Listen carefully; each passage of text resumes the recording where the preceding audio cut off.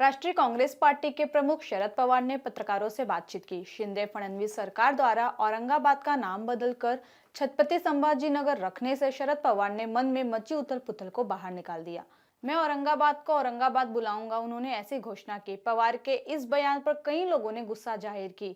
पवार मतलब औरंगजेब का पुनर्जन्म, इस तरह की टिप्पणी उन पर की गई है। इस तरह की प्रतिक्रिया यह अक्सर पवार की हिंदुओं से नफरत, इस्लाम के प्रति उनकी वफादारी, लंबी राजनीति के कारण की जाती है। लेकिन यह तुलना उचित नहीं है। इतिहास खुद को दोहराता रहता है। बहुत से लोग हैं जो इतिहास के नायकों और खलनायकों की तुलना आज के नेताओं से करने के लिए लालायित रहते हैं। आज की हमारी वीडियो इसी मुद्दे को लेकर है, लेकिन उससे पहले अगर आप इस चैनल पर नए हैं तो जल्दी से जल्दी हमारे इस चैनल को सब्सक्राइब करने के साथ ही साथ बेल आइकन को भी क्लिक कर ले, ताकि आपको समय समय पर इसी तरह के अपडेटेड वीडियो मिलते रहे। नमस्कार, मैं पायल शुक्ला, आप सभी का स्वागत है न्यूज टंका हिंदी में।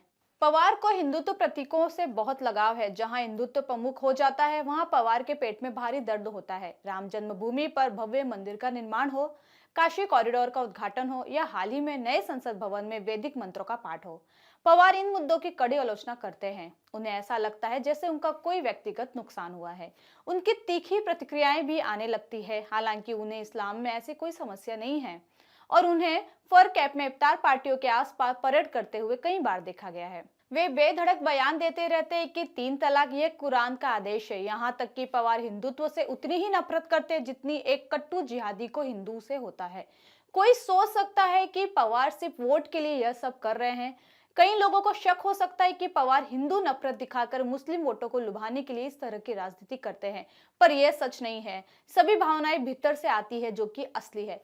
छत्रपति शिवाजी महाराज के समय में आदिल शाही और मुगल शाही के लाखों करोड़ों सैनिकों में कितने मुसलमान थे जो हिंदू स्वराज को नष्ट करने आए थे।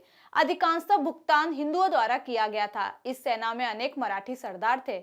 उनका हिंदू स्वराज से कोई लेना देना नहीं था। वे सिर्फ अपनी मातृभूमि को अक्षुण्ण रखना चाहते थे। उनकी एकमात्र अपेक्षा यही थी कि जब महाराष्ट्र पर मुगल या आदिल शाही शासन प्रबल होगा, उस समय उनका घर और धन बरकरार रहे।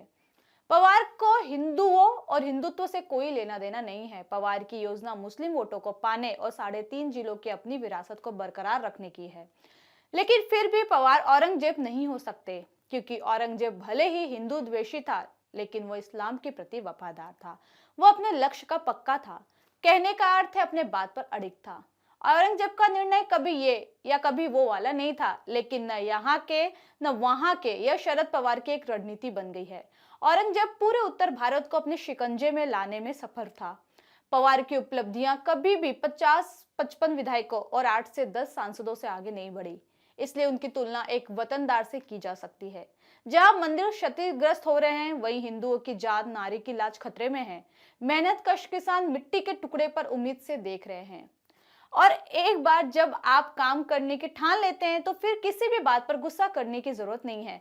छत्रपति संभाजी महाराज की निशंस हत्या के बाद भी कई मराठा सरदार औरंगजेब के लिए काम कर रहे थे। पवार की इसी स्थिति के कारण जितेंद्र आव्हाड जैसे नेता भी औरंगजेब की प्रशंसा करने के लिए लालायित हो गए हैं। उन्होंने पहले ही बयान दिया था कि औरंगजेब हिंदू द्वेषी नहीं था। औरंगिया की थाली उठाने के लिए पवार कई लोगों को नैतिक शक्ति देते हैं। 1993 के बम ब्लास्ट मामले के अभियुक्तों में से एक अबू आशिम आजमी ने औरंगजेब को धर्मनिरपेक्ष प्रमाणित किया था।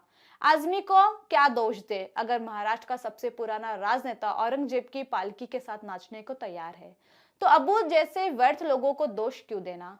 अगर औरंगजेब का व्हाट्सएप स्टेटस रखने वालों पर कार्रवाई होती है और वहीं अबू आजमी जैसे लोग पवार की तारीफ करके बच जाते हैं, फिर इस तरह की कार्रवाई करने का क्या ही फायदा है। औरंगजेब के लिए पवार का प्यार इतना गहरा है कि वह पेशवाओं से भी नफरत करते हैं। उसी प्रेस कॉन्फ्रेंस में जहां पवार ने देश में मुस्लिम और ईसाई भाइयों को लेकर चिंता जताई, तो वहीं उन्होंने पेशवाओं को भी मुद्दा बताया। पवार पेशवाओं के खिलाफ बोलते हैं क्योंकि वे ब्राह्मण हैं। पवार उन राजनेताओं के नेता हैं जिन्होंने देश में महापुरुषों को जाति के ढांचे में कैद करने की ओछी राजनीति शुरू की, और पेशवाओं के प्रति पवार की नफरत भी उनके समग्र व्यवहार के अनुरूप है। दरअसल पवार को अगर औरंगजेब की परंपरा के प्रति वफादारी दिखानी है तो पेशवाओं से नफरत करना जरूरी है, क्योंकि यह पेशवा ही थे जिन्होंने हिंदू स्वराज काशी विश्वेश्वर की मुक्ति का सपना पूरा किया, जिसका सपना छत्रपति शिवराय ने देखा था। पेशवाओं ने ही मुगल सल्तनत की गद्दी तोड़ी थी। पवार ने बयान दिया है कि मौजूदा सरकार में ऐसे कई लोग हैं जो पेशवाओं के पक्ष में हैं। पवार इस बारे में क्या सोचते हैं? यदि आप औरंगजेब के बारे में सोच सकते हैं तो आप इस बात पर जोर क्यों देते हैं कि हर राजनेता की एक जैसी विकृति होनी चाहिए? महाराष्ट्र और केंद्र में मुस्लिम वोटों को लुभाने वाली सरकार नहीं है, इसलिए पवार शायद गुस्से में हैं।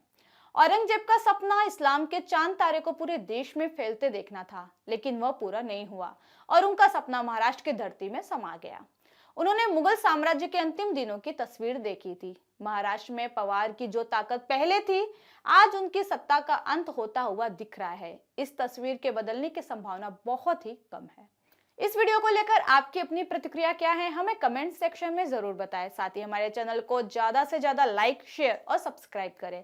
जल्दी इसी तरह की इंटरेस्टिंग वीडियो के साथ पुनः उपस्थित होंगी। तब तक के लिए मुझे दीजिए इजाजत। जय हिंद, वंदे मातरम।